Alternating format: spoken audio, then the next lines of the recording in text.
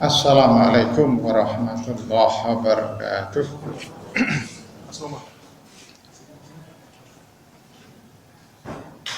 Innal hamdalillah nahmaduhu wa nasta'inuhu wa nastaghfiruh wa na'udzu billahi min syururi anfusina wa min sayyiati a'malina. May yahdihillahu fala mudilla lahu wa may yudlil fala hadiya lahu. Asyhadu an la ilaha illallah wahdahu la syarika lah wa asyhadu anna Muhammadan abduhu wa rasuluh. Allahumma salli ala Muhammad wa ala alihi wa ashabihi wa man tabi'ahu bi ihsanin ila yaumil qiyamah. Amma ba'd. Faqala Allah Ta'ala fi kitabihil karim, ya ayyuhalladzina amanu taqullaha haqqa tuqatih wa la tamutunna illa wa antum muslimun. Ya ayyuhalladzina amanu taqullaha wa qulu qawlan sadida yuslih lakum a'malakum wa yaghfir lakum dhunubakum wa may yuti'illaha wa rasulahu faqad faza fawzan azima. Ayyuhal ikhwah rahimakumullah. Kajian kita pada malam hari ini sampai pada bab al-iman bil qada wal qadar, iman kepada takdir lah kalau bahasa kita ringkasnya. Sesuatu yang menjadi perdebatan yang tidak pernah selesai itu ya, apa itu takdir itu. Tapi yang jelas kita diwajibkan untuk beriman. Dalam hadis yang panjang yang dulu pernah kita sampaikan ketika Rasulullah didatangi orang yang sangat rapi, bajunya sangat putih, rambutnya sangat hitam, yang tidak ada tanda capek, tanda bepergian yang dulu sudah kita bahas ketika ditanya ayul iman, apa itu iman, ahbirni anil iman itu. Nah yang terakhir adalah al imanu antu'mina bil qadri khairihi wa syarrihi. Kamu beriman kepada takdir Allah yang baik ataupun yang tidak baik ya, itu ya. Nah, kemudian di dalam diktum HPT bagian iman bil qadha wal qadar, nah, di sini disebutkan yajibu alaina, berdasarkan hadis yang tadi sebagian saya sebutkan, wajib bagi kita an nu'mina, beriman bi anallaha khalaqa kulli syai', kulla syai', bahwasanya Allah mencipta segala sesuatu. Wa amara wa naha, dialah Allah yang berhak untuk memerintah dan melarang. Wa kana amrullahi, dan adalah perintah Allah itu qadaram maqdura, sesuatu yang terukur, qadaram maqdura. Kalau terjemahnya di sini apa? Adalah kepastian yang telah ditentukan. Kalau maqdura itu terukur kalau arti asalnya. Wa anallaha, dan bahwasanya Allah qaddara, telah mentakdirkan, telah menentukan segala sesuatu itu qabla khalqi, sebelum Allah menciptakannya. Jadi kalau menurut diktum ini Allah telah menentukan takdir sebelum makhluk itu diciptakan ya. Di sebelum makhluk diciptakan Allah telah menentukan takdirnya. Bahwasanya Allah menentukan segala sesuatu sebelum Dia menciptakan segala sesuatu itu, kejadian itu. Yusarriful kainat, dialah Allah yang mengatur alam ala muqtada ilmihi, sesuai dengan pengetahuannya. Wahtiyarihi wa hikmatihi, dia juga Allah yang memiliki kebijakan dan berkehendak. iradatihi. Jadi semuanya alam ini sesuai dengan kehendak Allah. Nah, sebelum saya lanjutkan, kita ke dalilnya. Nah, dalil yang pertama diktum 61 di dalam surat Al-An'am disebutkan dzalikumullahu rabbukum. Dialah Allah, itulah Allah Rabbmu. La ilaha, yang tidak ada ilah yang berhak disembah kecuali Dia. Khaliqu kulli syai'. Kan? Dialah yang menciptakan segala sesuatu, oleh karena itu fa'buduhu, beribadahlah hanya kepadanya Allah. Wa huwa ala kulli syai'in wakil, dan Dia Allah atas segala sesuatu itu. Ini terjemahnya belum ada, yang menguasai itu ya, yang menciptakan segala sesuatu. Diterjemahnya cuma sampai kulli syai', ayatnya sampai selesai. Allah lah yang menguasai segala sesuatu. Nah, kemudian tentang perintah, innallaha ya'muru bil adli wal ihsan, dan seterusnya. Ini perintah Allah, Dialah yang memerintah kepada kalian untuk berbuat adil dan berbuat baik. Wa ita'idzil qurba, dan memberi infak kebutuhan kepada kerabat yang memang menjadi tanggungannya. Di samping Allah memerintah, Allah juga melarang. Wa yanha 'anil fahsya, Allah melarang dari yang fahsya, wal munkar, dan yang munkar. Wal baghi, dan melampaui batas, durhaka di sini terjemahnya. Yaidukum, dialah Allah yang mikrofonnya dideketin. Oh, kurang dekat. Agak diturun. Dialah Allah yang menasihatimu, la'allakum tadzakkarun, agar kalian senantiasa ingat kepada Allah. Sering menjadi pertanyaan, apa sih bedanya fahsya dengan munkar? Hal bagi fahsya, kalau diterjemahkan biasanya sering di sini sama kekejian, keji itu ya. Munkar, kalau dari sisi bahasa, munkar itu sesuatu yang diingkari ya. Ankara yunkiru munkar, sesuatu yang diingkari oleh hati nurani. Itu sifatnya universal. Siapapun mengatakan kalau sesuatu itu tidak disenangi oleh orang, itu munkar. Kalau fahsya itu masing-masing orang mungkin beda, rasanya beda, tidak merugikan orang lain. Tapi kalau munkar itu merugikan orang lain. Kalau fahsya asal senang sama senang itu tidak masalah. Zina itu bagian dari fahsya.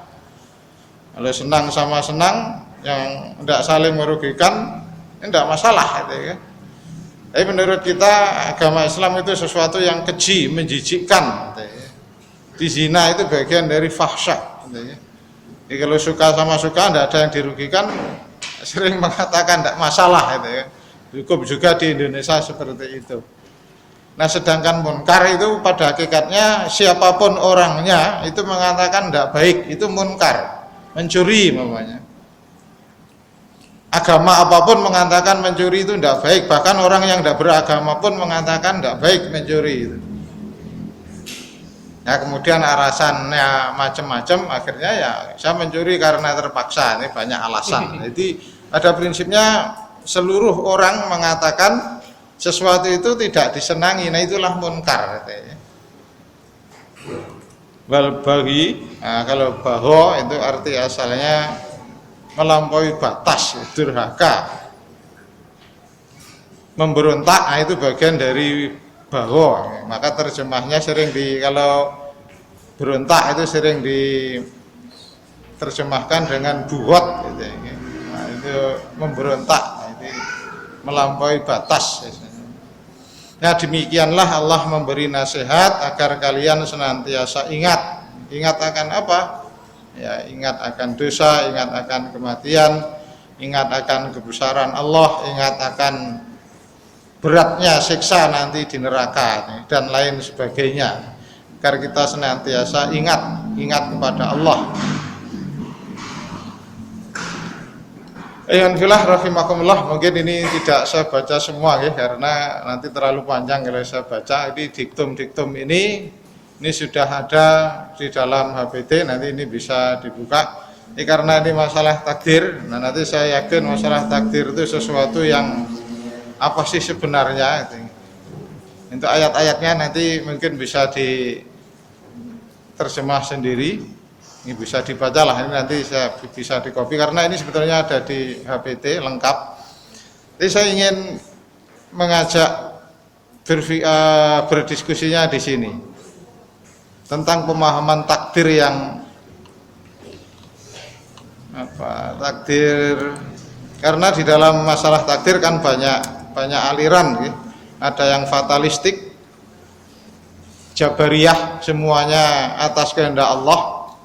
Kemudian ada yang sangat liberal, qadariyah, semuanya kehendak manusia. Nah, kemudian ada yang di tengah-tengah, ya ada yang kehendak Allah mutlak, ada yang tergantung usaha manusia. Maka ada takdir yang istilahnya mubram, yang manusia tidak ada usaha sama sekali. Yang kita memang tidak bisa berusaha sama sekali kalau itu mubram. Seperti kita dilahirkan oleh ibu kita masing-masing, kita tidak bisa milih kok kita tidak dilahirkan oleh Bu Presiden, itu mubram, kita tidak bisa milih. Itu tidak ada usaha kita.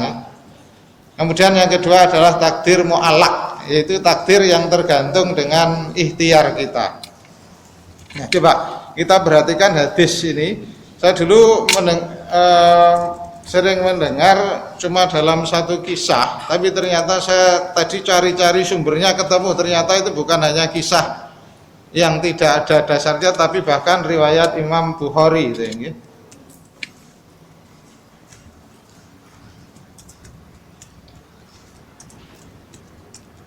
Saya tadi cari sumbernya. Ya, kita baca ya hadisnya, ini hadisnya agak panjang, tapi nanti sudah ada terjemahnya di bawah. Dari Abdullah bin Abbas, bahwasanya Umar bin Khattab kharaja ila Syam, ingin pergi ke Syam, Suriah yang sekarang lagi perang. Idza kana bi Sarhil, ketika ia telah sampai di ini satu tempat di Sarhin, laqiyahu umaraul ajnad. Nah, ia ditemui oleh para pemimpin pasukan, jadi para panglima perangnya, para kepala pasukan, yaitu diantaranya Abu Ubaidah bin Jarrah, waktu itu panglima perangnya Umar, wa ashabu, dan beberapa sahabat yang lain. Fa'ahbaruhu, nah, kemudian mereka mengabarkan annal wabah qad waqa'a bi ardhi Syam, bahwasanya sedang terjadi wabah di tanah Syam. Taun, waktu itu taun itu apa ya, lepra ya, di penyakit yang menular itu. Qala Ibnu Abbas, faqala Umar. Ibnu Abbas mengatakan, kemudian Umar mengatakan, uli al-muhajirin al-awwalin, panggillah kepadaku kaum muhajirin yang pertama, golongan muhajirin yang awal-awal. Fata'ahum fastasyarahum, maka mereka dipanggil, kemudian oleh Umar diajak bermusyawarah. Wa akhbara annal wabah qad waqa'a bisyam, bahwasanya wabah terjadi di Syam tadi. Fakhtalafu, maka mereka berbeda pendapat. Faqala ba'dhuhum, sebagian mengatakan qad kharajta li amrin, sungguh kalian keluar dari Madinah menuju Syam karena ada keperluan. Wala naro, dan aku tidak tahu antar ji'a anhu, apakah kalian akan kembali, maksudnya tidak taji ke Syam. Wa qala ba'dhuhum, sebagian mengatakan ma'aka baqiyatun nas, sebagian dari kalian ada beberapa orang dan sahabat Rasulullah sallallahu alaihi wasallam. Wala nara antuk timahum ala hadzal waba, apakah kamu akan terus ke Syam yang di sana sedang terjadi wabah. Faqala irtafi'u anni. Nah, kemudian Umar mengatakan, apa pendapat kalian semua? Kemudian Umar memanggil golongan Ansor sama, kemudian musyawarahnya sama. Jadi ada pendapat-pendapat tadi. Nah, ini saya langsung ke kesimpulannya saja, agak panjang. Jadi setelah masing-masing majukan pendapat, nah kemudian akhirnya ketika mendapatkan banyak masukan-masukan tadi, fanada Umar finnas. Nah, kemudian Umar akhirnya memutuskan pendapatnya, inni musabbihun ala dhahrin fa asbihu alai. Sungguh aku akan naik kendaraan, maksudnya akan kembali, fa asbihu alaih, maka siapkanlah itu. Faqala Abu Ubaidah bin Jarrah. Nah, kemudian Abu Ubaidah bin Jarrah bertanya, afiraran min qadarillah, wahai Umar, apakah Anda akan lari dari takdir Allah? Nah, itu kan. Karena akhirnya Umar kan keputusannya tidak jadi ke Syam, akan balik. Nah, begitu mendengar putusan Abu Ubaidah itu, Umar, maka Abu Ubaidah bertanya, apakah kalian akan lari dari takdir Allah? Faqala Umar, lau ghairuka qalaha ya Aba Ubaidah. Andaikan yang bertanya bukan kamu, wahai Ubaidah, aku faham. Tapi kok kamu yang bertanya ini?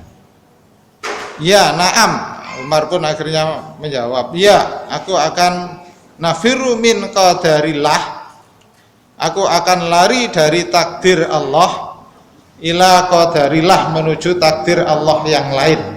Itu jawaban Umar yang cerdas itu. Aku lari dari takdir Allah menuju takdir Allah yang lain. Maksudnya ya, kalau Umar jadi ke Syam, gitu ya, itu 99% akan tertular, gitu ya. Maka disitulah yang saya sampaikan tadi, mu'alaknya di takdir mu'alak.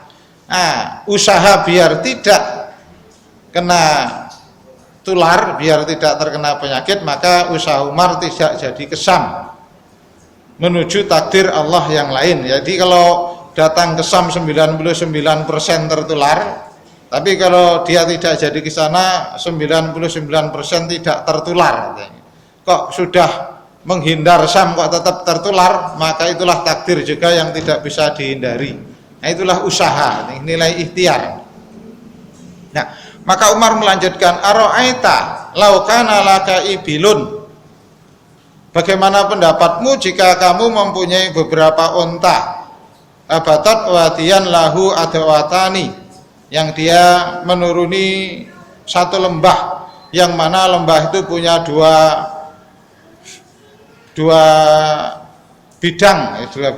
tempat lah. Ihdahuma khosbatun, satu bidang tanahnya subur, banyak rumput. Wal ukhra jadbatun, yang satunya tandus, rumputnya tidak banyak.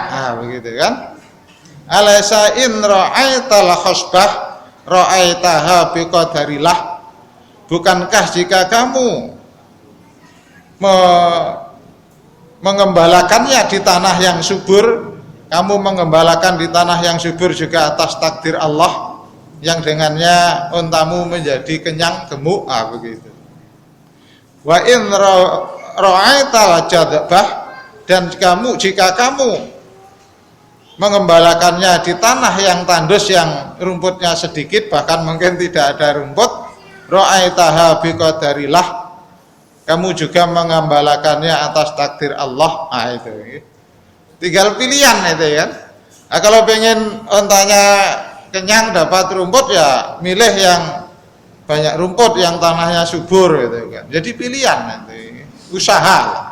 Itu bagian dari usaha. Kala Ketika mereka sedang berdebat itu, berdiskusi itu, faja'a Abdurrahman bin Auf. Datanglah Abdurrahman bin Auf. Wa kana mutaghayyiban fi ba'dhi hajatihi, dia gaib, tidak ada karena ada satu keperluan. Dia tidak ikut diskusi sejak awal, tapi ketika sedang ramenya itu tiba-tiba datang faqala. Kemudian dia menyatakan pendapat, inna indi fi hadza ilman, sungguh dalam hal ini aku punya pengetahuan, punya ilmu.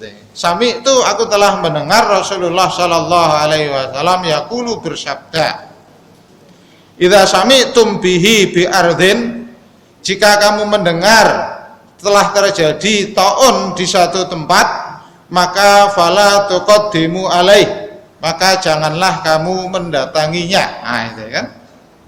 Wa idza waqa'a bi ardhin wa antum biha, dan jika taun itu terjadi di tanah yang kamu berada, di tanah itu, di negeri itu, fala tahruju, maka janganlah kamu keluar, firaron minhu, lari dari taun itu. Nah, ini.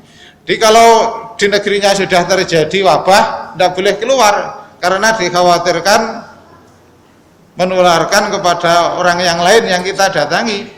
Tapi kalau di tempat yang lain sudah kita tahu di sana ada wabah, itu kita tidak boleh datang. Nah, itu. Jadi itulah bagian dari usaha yang saya katakan tadi, takdir mu'alaq. Jadi takdir sesuai dengan usaha kita. Akan tetapi yang namanya usaha juga tidak mutlak. Nah, ketika kita sudah berusaha kok tetap terjadi, nah disitulah fungsinya kita beriman kepada takdir Allah biar kita tidak menyesal. Nah, kemudian dalam hadis yang lain yang hampir sama, ya, cuma hadis tadi kan rangkaiannya panjang, cuma dalam hadis yang lain ada sedikit perbedaan. Ya. Kalau yang tadi dari Abdurrahman bin Auf, ini dari Ibnu Abbas secara langsung. Ataun rijasun ursila ala taifatin min bani Israel aw ala man kana qablahum. Taun itu adalah penyakit yang kotor, rijasun, yang diturunkan oleh Allah awalnya kepada bani Israel atau kepada orang-orang sebelummu. Fa idza sami'tum bihi bi ardin fala tuqaddimu alaih. Nah, itu kan. Jika kalian mendengar taun itu menyerang suatu daerah, maka kamu jangan mendatanginya. Wa idza waqa'a bi ardin wa antum biha, jika terjadi di negeri yang kamu tempati, maka fala tahruju firaron minhu, janganlah kalian lari dari taun itu. Ini riwayat Imam Bukhari juga. Ini yang atas tadi juga riwayat Imam Bukhari, cuma panjang hasil hadisnya. Nah, ini takhrid hadis ini diriwayatkan oleh Imam Bukhari. Ya, kalau ini di dalam syarahnya nomor sekian dan sekian.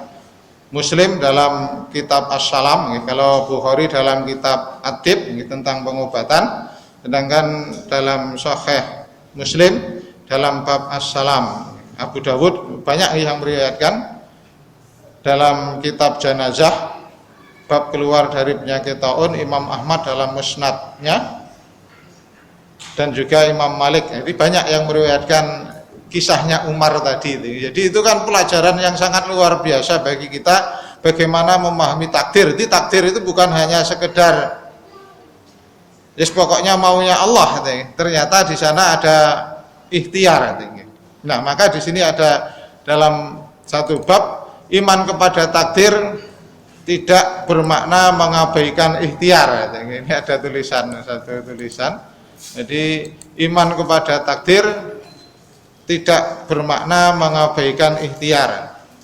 Takdir bukan maknanya seseorang malas menempuh usaha. Ayat-ayat Al-Quran dan hadis-hadis Rasul Sallallahu Alaihi Wasallam menunjukkan ajaran yang agung ini, pokok ajaran yang agung ini. Rasulullah Sallallahu Alaihi Wasallam bersabda, ini dalam riwayat Imam Muslim, ikhris ala ma yanfa'uka, bersemangatlah dalam mengerjakan sesuatu yang bermanfaat bagimu. Nah, dalam berusaha itu jangan lupa wasta'in billah. Nah, dia ada usaha tapi juga ada doa wasta'in billah. Maksudnya berusaha wala ta'jiz, dan jangan kamu malas, jangan kamu lemah. Nah, ketika sudah berusaha, fa in asobaka syai'un, nah, kok ternyata yang menimpa kita di luar kemauan kita, jika sesuatu menimpamu, suatu musibah menimpamu, fala taqul, maka kamu jangan mengucapkan lau anni fa'altu kadza wa kadza, andaikan aku melakukan hal ini pastilah jadinya ini. Kalau bahasa kita kalau sudah terjadi tidak boleh, walakin kul, akan tetapi ucapkanlah qaddarallahu wa ma syaa fa'ala, itulah takdir Allah yang dikehendaki, dan apa yang dikehendaki Allah pasti terjadi. Kemudian dalam hadis lanjutkan disebutkan fa inna lau, karena berandai-andai itu adalah pintu-pintu setan. Jadi kalau sudah terjadi andaikan tadi begini, andaikan tadi begitu, tidak begini, nah itu malah tidak boleh. Nah, dalam hadis yang lain yang itu lanjutan itu saya ingat saya tambahan dari riwayat Imam At-Tirmidzi. Kalau punya buku kecil Arba'in ya, An-Nawawiyah, jadi 40 hadis yang dikumpulkan oleh Imam Nawawi, di sana ada lanjutannya. Karena lau berandai-andai itu adalah pintu masuk setan. Kita banyak menyesal akhirnya malah tidak bagus itu ya. Nah, itu ya, jadi usaha adalah sesuatu yang mutlak yang harus dikerjakan oleh manusia. Akan tetapi usaha kita kok ternyata tidak sesuai harapan kita, nah disitulah takdir. Yang kita tidak tahu apa takdir itu kecuali setelah sesuatu itu terjadi. Kemudian juga ada dialog antara Umar dan seorang pencuri.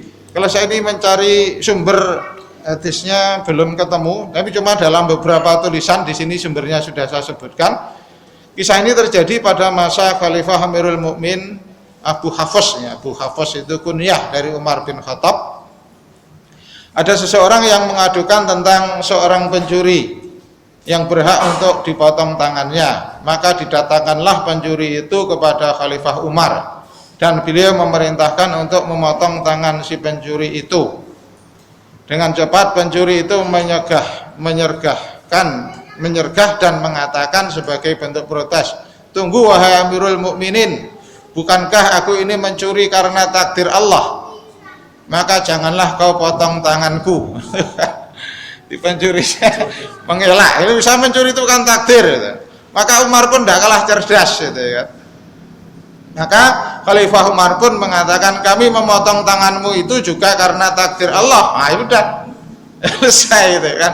Tidak boleh mempermainkan takdir. Kemudian dalam riwayat yang lain nanti saya masih ingat dalam kitabnya, tapi belum masuk di Samilah karena di Samilah tak dicari, saya cari tidak ada kitabnya. Itu dalam Al-Aqidah Al-Islamiyah yang ditulis oleh Syekh yang menulis fikih sunnah itu siapa? Syekh Said Sabiq, yang ditulis oleh Syekh Said Sabiq. Nah, dalam riwayat ini disebutkan karena kamu mempermainkan takdir maka hukumannya ditambah. Jadi mencurinya dipotong tangan, karena mempermainkan takdir dicambuk beberapa kali. Itu dalam Aqidah Al-Islamiyah yang ditulis oleh Syekh Said Sabiq. Ya, kemudian yang sering menjadi pertanyaan, apakah doa itu bisa mengubah takdir itu ya? Nah, saya dulu ditanya, kemudian karena tidak tahu dalilnya ada enggak, kemudian saya cari-cari di Samilah, ketemu hadisnya ini. Kalau Rasulullah Sallallahu Alaihi Wasallam, la yuradul qadha, la yaruddul qadha, tidak ada yang dapat menolak atau merubah qadha takdir, illa doa, kecuali doa. Wala yazidu fil umri illal bir, dan tidak ada yang bisa menambah umur kecuali albir, perbuatan baik gitu ya. Kalau di dalam hadis kan ada juga man yasurruhu ayyun sa'alaihi atharuhu wa man sa'atu an sa'atharihi. Di barang siapa yang ingin umurnya ditambah dan rezekinya banyak, luas rezekinya, maka falayasil rahimah. Barang siapa yang ingin dipanjangkan umurnya dan rezekinya ditambah, maka falayasil rahimah. Nah, hadis itu sering juga orang berpendapat dari hadis tadi silaturahim itu bisa menambah umur, gitu kan. Nah, masalahnya begini, karena pada hakikatnya kita kan tidak tahu umur kita itu seberapa. Apakah dengan silaturahim umur kita bertambah dalam arti zahir, seharusnya umur kita umpamanya 60 tahun dengan silaturahim menjadi 63, ataukah makna dipanjangkan umur itu bukan zahir, bukan fisik, tetapi maknawi. Jadi meskipun wafat tetapi masih sering didoakan, masih sering disebutkan namanya, ini paham yang lain. Kalau saya cenderung kepada yang kedua, meskipun sudah wafat, nama kita masih sering disebut, nama kita masih sering masih sering disebut-sebut, kita masih diingat dan kita banyak mendapatkan doa sesama muslim. Kalau saya cenderung, karena takdir yang sebenarnya umur kita asalnya itu kita kan tidak ada yang tahu kan. Nah itu, kalau saya cenderung ya meskipun mungkin iya, mungkin betul-betul ditambah juga, mungkin juga ya, tapi yang itu kita tidak tahu, wallahu a'lam gitu. Jadi maka ya yang jelas kita banyak silaturahim, kalau saya begitu saja ya, karena umur yang sebenarnya pada hakikatnya tidak ada satupun di antara kita yang tahu. Maka kita kalau kembali ke hadis ini ya kita berdoa, kita silaturahim, kita banyak berbuat baik. Ketika kita berbuat baik, ketika hati kita senang, dalam kedokteran itu kan juga bisa menambah umur kan. Orang yang banyak senang itu kan konon bisa menambah umur, itu menurut ilmu kedokteran.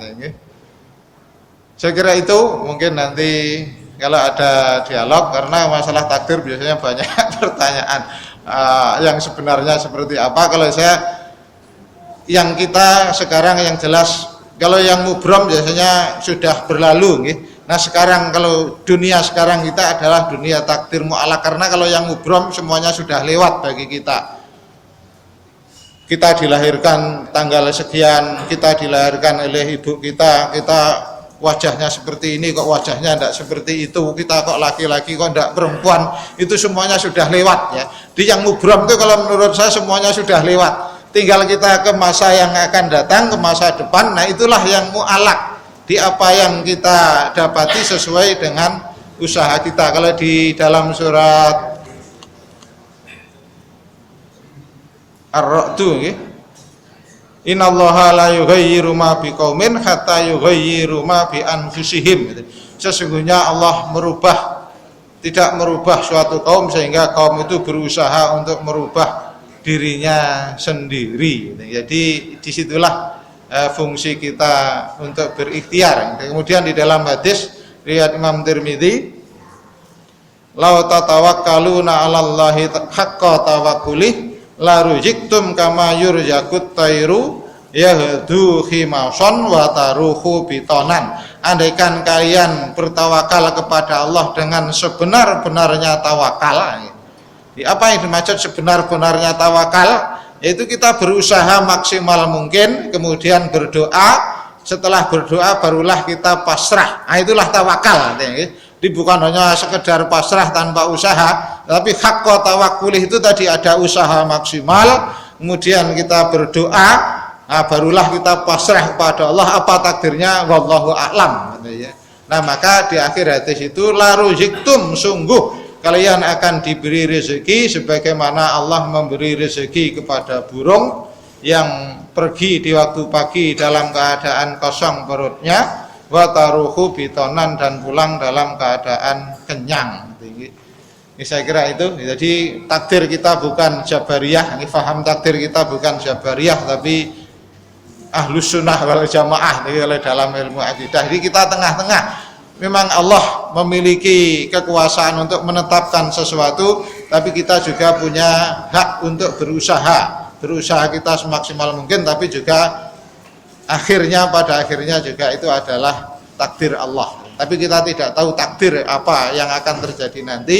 Kewajiban kita adalah berusaha dan berusaha, kemudian kita berdoa, kemudian kita tawakal, pasrah kepada Allah. Nah, itulah pemahaman takdir kita seperti itu. Saya kira itu, monggo kalau ada yang ingin didiskusikan.